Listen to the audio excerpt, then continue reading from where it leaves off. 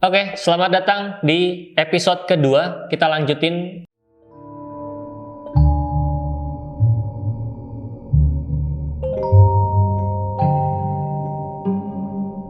Lu pernah kan nih, lu kalau wisata atau gimana mengalami hal-hal yang tidak enak? Tapi di Pabe juga kayaknya ada sih mitos kepala. Ada, gelinding cuman gitu. gue nggak pernah lihat. Gue nggak tahu sih itu namanya apa yang gue lihat. Kalau di Jawanya terkenalnya apa gue nggak tahu ya. Di Jawa Tapi- itu beda-beda sih. Ada yang nyebutnya gundul Pacul. gundul pacul, gundul peringis kalau nggak salah. Nah, nanti jelasin dulu. Ada yang gelundung peringis, Peringis. gitu ya. Peringis. Peringis kalau nggak Peringis, salah. ya. Peringis kayaknya ya. Iya, ya itu sebenarnya ngikutin penamaan sosoknya aja sih. Kalau karena gundul lah ya. Iya, ada yang karena gundul, ada yang karena emang Gelinding. gelinding kan. Berarti kalau gondrong peringis. Iya bisa ya. jadi. Kalau gondrong peringis. Nah, kita simpen dulu tuh penjelasannya nanti di belakang. Kalau gua kalau di objek wisata belum pernah sih ya ngalamin. Kayaknya belum pernah deh ngalamin aneh-aneh di tempat objek wisata. Tapi gue mau ngelanjutin cerita gue yang kosan 600.000 itu. Oh, ini masih kosan yang kemarin nih. Udah pindah kosannya. Oh, udah pindah. Kan lu akhirnya pindah ya. Nah, kan akhirnya pindah tuh. Nah, sekarang gue Pada lanjutin. Jadi gue pikir dulu setelah memutuskan pindah, itu kan 2006 gue di kosan yang 600 tuh. Meningkat lah di tahun 2008, naik 2 kali lipat. Gue ngekos di 1.200.000, tapi setahun.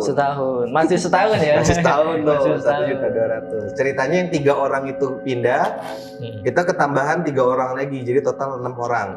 Cuman kalau yang 3 orang yang terakhir tuh nggak pernah satu kosan sama kita sebelumnya. Cuman karena tahu kita mau pindah, jadi akhirnya barengan satu kampus. Nah, kita milih satu rumah. Posisinya itu sebetulnya rumah itu tuh gede banget ya. Jadi dari depan tuh garasi, pinggir jalan persis, terus ruang rapat karena yang punya rumahnya itu Pak RT. Jadi dia punya ruang pertemuan, Allah gede banget tuh. Jadi kita bisa juga pakai tempat itu kalau lagi kosong. Terus nyambung ke rumah yang gua huni sama 6 orang itu. Jadi 6 orang itu 5 orang dapat kamar, 4 orang dapat kamar satu, yang 2 barengan join. Awalnya sama kayak kejadian pindah pertama, nggak ada masalah apa-apa. 3 bulan pertama nggak ada, 3 bulan 4 bulan ya nggak ada masalah. Kayaknya lebih lama soalnya. Terus baru mulai agak janggal. Jadi posisinya di kontrakan itu, kita nyebutnya sekarang kontrakan ya karena nggak ada penghuni. Nggak ada yang punya rumah tuh nggak tinggal di situ. Dia tinggal di sebelahnya.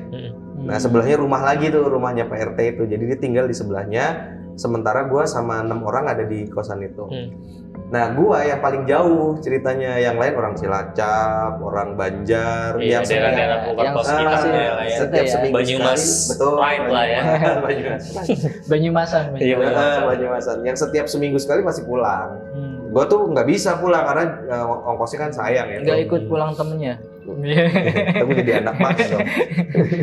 Terus akhirnya ya gue lah yang paling sering di situ lama. Awalnya nggak ada masalah, juga nggak ada penampakan apa-apa. Paling barang-barang hilang sih. Awal-awalnya sih barang-barang hilang gitu. Tapi itu nggak udahlah gitu. Nggak kita pikirin karena yang hilang kecil-kecil.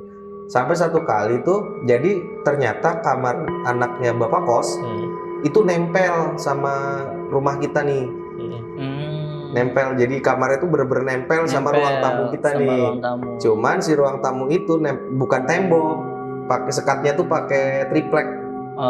Jadi kita masih bisa denger ke kamarnya kamar dia, sebelah, kamarnya gitu ya. dia. Cewek lagi, gitu kan. Awalnya sih, wah gimana nih gitu. Terus ya udahlah gitu. Sampai satu ketika itu kejadiannya si Mbak ini, gue lupa namanya. Pokoknya Mbak ini lah ya.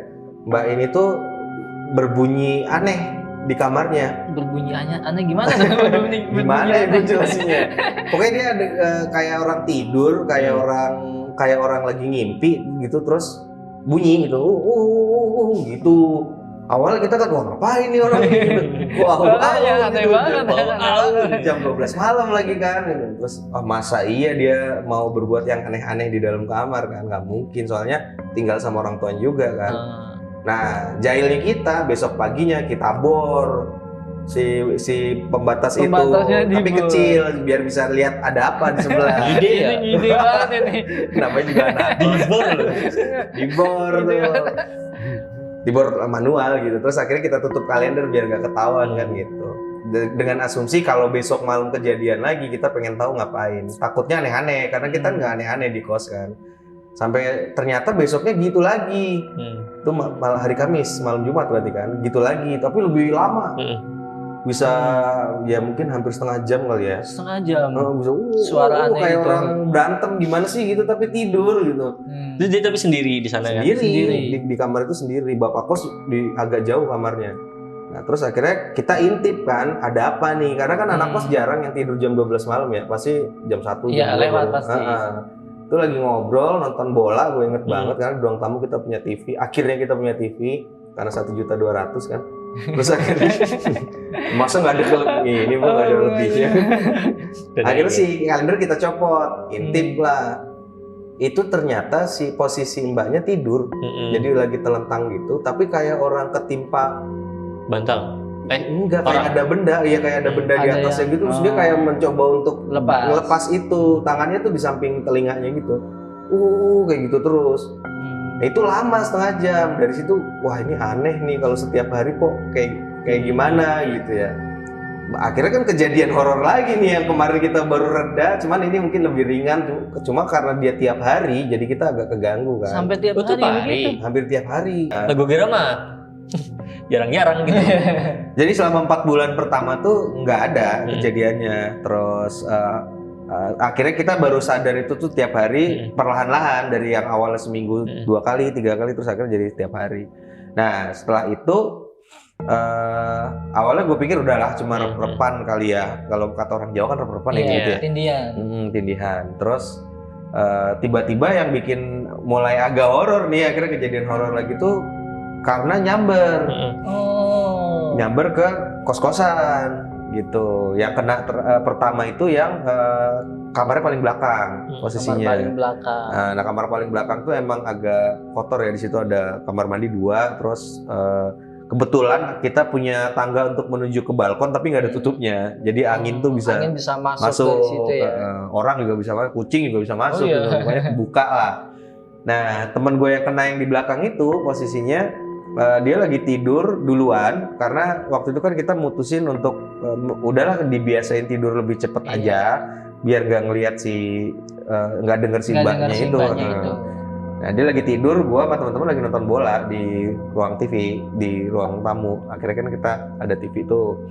Terus tiba-tiba tuh denger dari kamarnya tuh kayak orang teriak tapi kecil gitu. Allahu Akbar, la ilaha illallah, kayak gitu. Kayak orang teriak tapi kayak ditutupin bantal gitu lah ya. La ilaha illallah gitu. Terus udah tuh 15 menit pertama gue diemin aja. Udah gue pikir ngimpi kali, udah bodo amat deh gitu. Terus coba kita diemin dulu. Setelah 15 menit nggak berhenti. Akhirnya gue datengin, bangunin kan. Pas dibangunin tuh langsung bangun, tapi dia cuman duduk diem dulu gitu kan. Mungkin masih Kaget shock kali. masih kaget gitu. Terus udah lu kenapa, minum dulu deh, minum. Gue kasih minum. Terus baru gue tanya tuh setelah agak tenang, kenapa lu gitu. Terus kata dia tuh berasa kayak ngelihat bayangan putih dari arah tembok, bentuknya tuh kayak Pak Haji. Pak Haji kayak ya bapak-bapak haji. Ya, Sama aja sih ya. Maksudnya apa sih? Bapaknya Haji. Pokoknya Bapak gua. Berarti Pak Haji pakai sorban gitu dong. Iya, pakai sorban kayak wali gitu ya, pakai sorban. Tapi terus bajunya putih. Nah, ya kebayangnya gitulah ilustrasinya kira-kira. Awalnya panjang. Tapi keluar dari tembok, terus duduk di sampingnya dia tuh. Setelah duduk di sampingnya dia, terus tiba-tiba dia nggak sadar tuh udah di atasnya teman gua dengan posisi tangan sama kayak mbaknya kayak gini. Maksudnya ini teman ente dia kayak Bajunya di atasnya kayak berbaring tengkurap di atasnya dia gitu loh. Ada depan. Nah, serem sih ya. Itu posisinya tangannya tuh di kanan kiri kupingnya gitu. Temen gua kayak berusaha untuk dorong tapi nggak bisa. Tapi di atas dia tuh ada guling. Railnya ya. Pada saat gua lihat tuh railnya ada guling di atas dia. Terus gue pikir ya udahlah mungkin capean apa gimana gitu. Nah, terus ternyata selang beberapa hari tuh ternyata nyamber ke masing-masing kamar. Terus yang kena tuh yang tengah. Cuma kalau yang tengah katanya ngelihat bayangan hitam. Bayangan hitam membesar terus tiba-tiba nimpa badan dia. Terus yang terakhir gue ya kan udah nyampe ke tengah nih. Ya udah ini posisi tinggal kamar gue nih yang paling depan kan. Pas-pas nih, Giliran Mas. lu nih. Dari awal gue udah deg-degan sih sebenarnya, kata gue kena nggak ya, gue kena nggak ya, akhirnya kena gue. Tapi pas posisi gue tuh kayak beneran nyata, jadi kayak nggak orang lagi tidur gitu. Itu kejadiannya juga udah pagi sih kayaknya deh, udah hampir subuh gitu. Gue kebangun, biasanya kalau udah deket-deket subuh tuh gue suka kebangun. Terus posisi tidur gue miring, lagi miring, dan itu kosan nggak ada siapa-siapa kecuali gue, kayak Yang biasanya. lain emang lagi Pada mudik. Itu hari libur pada mudik. Terus di belakang pintu kamar gue itu kan suka ada sangkutan baju ya, biasalah itu kan suka gantungin baju di belakang. gantung Normal lah ya orang. Iya, normal lah. Emang gue pikir gue gak normal. Bangun Bayu, tidur gue terlalu miring. Nah terus ada salah satu di pakaian yang gue gantung itu emang ada jaket gue warna hitam tuh gede, yang panjang itu loh. Gue gantungin, terus gue tuh ngelihat ke arah situ dengan kondisi mata gue kayak kebuka tapi lagi kayak tidur gitu. Terus gue liatin gitu, tiba-tiba tuh bentuknya jadi berubah tuh, jadi lebar gitu. Terus si yang tadinya tingginya segini tuh jadi tambah tinggi lagi gitu, jadi gede banget ya. terus maju, pokoknya hampir nyentuh eternit lah gedenya tuh. Terus maju, udah tiba-tiba udah di samping gua tuh, cuman nibannya dari arah samping karena kan gua tidurnya miring kan. Jadi entah miring gini dia ikut miring. Enggak, dia ngapain kalau gitu mah gak niban dong. Ini niban di samping gue, terus gue coba untuk sikut nggak bisa, kaki nggak gerak, tangan nggak gerak. Terus udah tuh gue berusaha untuk telentang sampai akhirnya gue bisa telentang. Cuman gelap di mata gue tuh kayaknya gelap aja gitu. Cuman emang kayak berat gitu, badan tuh didorong nggak bisa. Akhirnya gue bisanya itu setelah teriak la ilaha illallah, langsung gue dorong jebret, itu bisa dia. Oh, setelah lu bilang la ilaha illallah langsung hilang, bayangan itu hilang. Enteng lah ya. Terus enteng banget, gue baru duduk tuh. Tapi bener-bener kayak orang nggak tidur bro, kayak nyata banget kejadiannya. Gue juga kalau kayak gitu makanya gue juga pernah deh. Maksudnya ya pernah kayaknya kalau misalkan tidur tiba-tiba kayak berat banget, nggak bisa nggak bisa bangun, tapi ya kayaknya gue malas aja sih, malas bangun. Reperpas kalau kata orang Jawa. Malas bangun tuh dia. Malas bangun. Malas bangun. Bisa bangun. Tapi pernah sekali dua kali lah gue pernah kayaknya ngalamin itu dan nggak bisa ngapa-ngapain. Tapi gue yakin gue sadar gitu. Tapi napas juga ngap gitu kan, kayak napas berat banget gitu, kayak mau mati lagi. Biasa sih capek ya kayak gitu tuh. Tapi karena kayaknya kalau gue baca-baca kayaknya ya itu secara medis ada penjelasannya. Dan ternyata kayaknya rep-repan gitu lah, kayak lu kecapean. Namanya rep-repan ya. Iya kalau kata orang Jawa sih rep-repan. Cuman kan yang aneh si mbaknya yang setiap hari gitu ya. Tuh agak aneh tuh kalau menurut gua tuh. Nah, tapi ada mukanya nggak sih waktu kan iya tuh di atasnya tuh. Nggak kelihatan sih kalau gue cuma ngeliat bentuk bayangannya tuh kayak orang, cuma gede banget. Mukanya nggak kelihatan ya. Seinget gue nggak ngeliat apa-apa kecuali kalau aja gelap itu. Kalau teman gue nggak ngerti ya, cuman dia bilangnya emang kayak ada bayangan putih terus tiba-tiba berubah jadi kayak Pak Haji gitu. Ya kita penasaran ya. Kalau dari segi medis ini udah dibahas gitu. Udah ada penelitiannya gitu. Ini kenapa dan apa? Dan masalahnya tiap hari nih kita nggak tahu. Namanya apa sih tuh kalau secara medis? Di medis sebenarnya udah banyak yang ngebahas ya tentang rep-repan atau ketindihan itu seperti itu. Kebanyakan sih penjelasannya lebih ke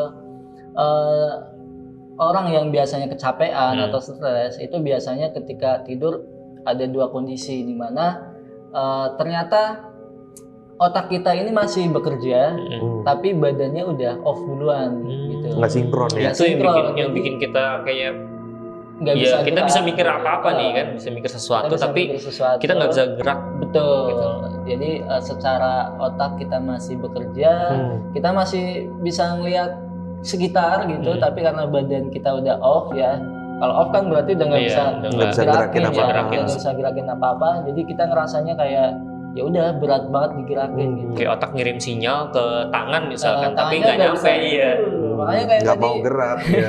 mau ngangkat mau miring ya, tadi mau miring aja dari miring ke telentang aja udah susah. Ke telentang udah susah banget gitu. Karena otot-otot di itunya udah masih off gitu ya. Sementara pikirannya udah itu kali ya yang bikin kayak tadi tergantung sugestinya ya. Maksudnya kayak ngeliat bayangan putih, Iya. lu bilang kayak Mungkin bayangan mata gue berfungsi kali ya pada saat itu kali. Dan kita kan juga ada teori apa ya, lupa namanya. Kadang kita ngelihat suatu benda, tapi di pikiran kita benda itu lama-lama kok mirip sama misalkan muka orang atau apa, kan ada juga ya kayak gitu. Ya mungkin kasusnya sama juga kayak yang pertama tadi, misalkan dia ngelihat kayak ada cahaya putih, Pak Haji gitu kan ya, karena tidur mungkin lampunya nyala kan lampunya. Oh iya nyala bener. Lampunya nyala, terus ada tuh pantulan cahaya, terus lama-lama dia ngeliatnya kok kayak orang. Mungkin lihat gitu. lampu kali ya. Iya. Itu anaknya emang suka nyalain lampu kalau tidur. Kalau dari situ udah berarti kemungkinan karena itu jadi emang halusinasi. Karena beda-beda sosoknya tadi. Kalau yang hitam ada yang hitam, ada yang hitam, ada yang putih. Karena lu mati. Gue emang kebiasaan tidur pakai lampu mati. Tapi nggak gelap gulita banget gitu lah. Masih bisa lihat, masih sekitar lah ya. Dia emang sukanya remah-remah. Minggir. Tiga rotan deket nih. Iya, kalau yang rep-repan itu gitu sih. Kalau yang rep-repan. Nah, kalau yang misalkan tadi yang cerita gue tuh yang pala glinding tuh. Nah, kalau yang pala glinding itu masih kalau gue juga sebenarnya nggak tahu itu apaan. Nggak tahu juga sih ya. Tapi itu udah jadi mitos sih. Mitos yang menyebar ya di kalangan masyarakat, terutama di Jawa sama Jawa Tengah sama Jawa Timur. Persebaran ceritanya. Iya, tentang kepala glinding tadi ya. Ada namanya nggak itu? Biasanya disebutnya gundul Pringis. Oh iya, gue pernah dengar. Atau enggak gelundung pringis ya gitu. Gelundung ya karena dia glinding mungkin lah ya. Terus kalau gundul gitu ya. Gundul karena di kepala mungkin. Ya mungkin tiap daerah beda-beda kali ya namanya. Cuma bentuknya sama kali ya. Itu sih mungkin yang bikin gue bingung juga ya. Maksudnya waktu awal pertama kali gue ngeliat itu kan yang di kontrakan itu tuh kan, yang kontrakan yang tetangga kontrakan gue itu ngeliat, dan gue masih nggak percaya kan awalnya gitu. Karena yang lihat bukan lu. Karena yang lihat bukan gue. Dan memang waktu itu sempat heboh, dan gue masih belum menerima begitu aja gitu. Dan sampai pada akhirnya gue ngeliat yang kedua kali, bukan gue sih, gue dapet cerita yang kedua kali, dan itu yang orang deket gue gitu. Ya pade gue, ya bude gue, terus istri gue dan lain sebagainya, cerita itu, dan akhirnya mungkin masih relate kali ya, masih sosok yang sama kali ya. Dan rata-rata mitos yang gue denger soal si gundul pringis ini, yang gue tahu dia selalu deket sama pohon. Kelapa biasanya ya. Kelapa malah justru kadang-kadang kelapa, pokoknya pohon aja tuh tiba-tiba ada kayak buah jatuh gitu. Kalau misalkan yang di kampung yang di pade gue itu kan dia sebenarnya pohon randu tadinya kan. Bukan kelapa ya. Bukan kelapa, dia pohon randu, dan pohon randu itu yang gue baca ya, pohon randu itu emang katanya tempatnya setan. Banyak yang suka tinggal di situ. Nah, terkait empuk ya. Kasur jadi kapuk. Nyaman. Ya bisa jadi dia. Tapi yang gue denger sih di Yogyakarta itu ada salah satu komunitas, kalau gue nggak salah ingat ya, itu namanya gue lupa lagi. Pokoknya dia tuh kayak ngebahas tentang melindungi pohon-pohon besar yang ada di area Yogyakarta, terutama di Gunung Kidul ya. Karena pohon itu dianggapnya seperti res-resan air. Jadi dia tuh res-resan tuh resapan kalau kita. Mereka nyebutnya resapan. Resapan itu sampah. Kok res-resan? Jadi kayak resapan air. Ayam sekalian. Resapan air paling besar itu menurut riset mereka itu adanya di bawah pohon.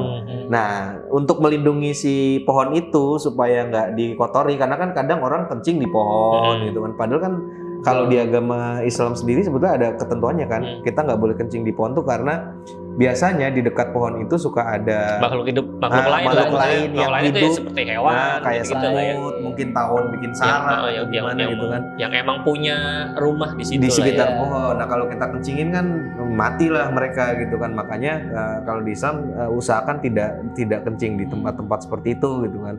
Nah kalau si komunitas ini supaya menjauhi pohon tadi dikencingin orang sembarangan, itu biasanya mereka ngasih tanda tuh, entah pakai kain putih dibalut, gitu ya. Jadi supaya orang tuh tahu bahwa pohon itu dilindungi gitu. Cuman kan asumsinya kalau ada pohon dibalut kesannya angker gitu ya. Jadi kayak- kelihatan mistis. Jadi menggunakan metode mistis untuk mengelabui masyarakat. Iya, padahal tujuannya ilmiah Iya, supaya tujuannya nggak ganggu. Hewan-hewan yang ada di bawah pohon itu nggak Orang lebih mengganggu. takut sama cerita mistis sih Iya, papan daripada tulisan. pengumuman.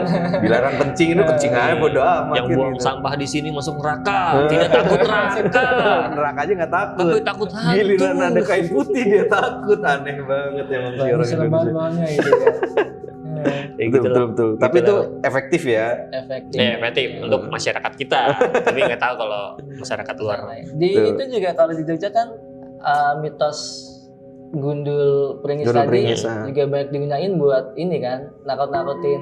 Oh iya. Oh, Nah, kan gue dulu buat juga anak-anak. sama. Jadi waktu kecil kan gue nggak langsung di Jakarta kan. Waktu lahir tuh gue di Jogja dan memang di belakang rumah nyokap tuh banyak kebun gitu dan Kebun. biasanya anak-anak di zaman gue itu karena di kampung kali ya, setiap Iya. habis maghrib tuh nggak boleh Nggak boleh keluar. Pokoknya biasanya. main tuh sebelum maghrib pulang. Terus udah habis maghrib tuh nggak boleh keluar lagi. Nah, supaya mereka nggak keluar, biasanya suka ditakut-takutin setan gundul pringis ini. Pringis. Katanya jatuh bluk gitu. Memang dulu mitosnya buat Mitosnya- anak kecil ya. Gitu. Padahal sosok itu murah senyum loh sebenarnya. Karena Tapi katanya pringis. katanya senyum ya? Katanya senyum ya? Ya, dari namanya kan pringis berarti dia suka Gundul pringis, gitu. suka pringis. Tapi Pringis sebenarnya bukannya Tapi senyum senyumnya yang menakutkan. menyeringai gitu. kayak Joker ya. Oh iya benar kayak Joker. Oke, teman-teman, itu tadi yang udah kami coba sampaikan soal cerita dari gue sendiri, itu pengalaman dari keluarga gue, dan dari Bayu juga sama, masih dengan cerita khas Kos-kosan. kos-kosannya gitu ya. Kemudian balik lagi ke seram atau enggaknya kami kembalikan kepada kalian semua. Boleh tulis di kolom komentar, dan kalau kalian punya ide atau cerita tentang pengalaman horor kalian gitu ya, dan pastikan itu kisah nyata atau yang kalian alamin sendiri, itu boleh kalian share ke kami di email, nanti ada di link deskripsi, dan Instagram, atau boleh DM untuk kenalan-kenalan DM dulu aja. bersama kita. Itu boleh banget ya, DM aja ke Instagram kita. Kami ingin mengucapkan terima kasih kepada SMA Hello Motion ya yang ada di Bintaro ini karena sudah meminjamkan tempat studionya. Ya, jadi studio di Hello Motion ini bisa buat podcast, bisa buat fotografi, film juga bisa syuting di sini gitu-gitu. Tapi hanya untuk internal Hello Motion juga aja gitu ya. Untuk sampai saat ini gitu. Nanti ke depannya nggak tahu kan. Siapa tahu Disewain meluas ya. ya, disewakan gitu. Itu aja dari kami. Terima kasih dan sampai jumpa di episode ketiga yang pastinya lebih seram. Beneran seram? Kalian yang menentukan. Dah.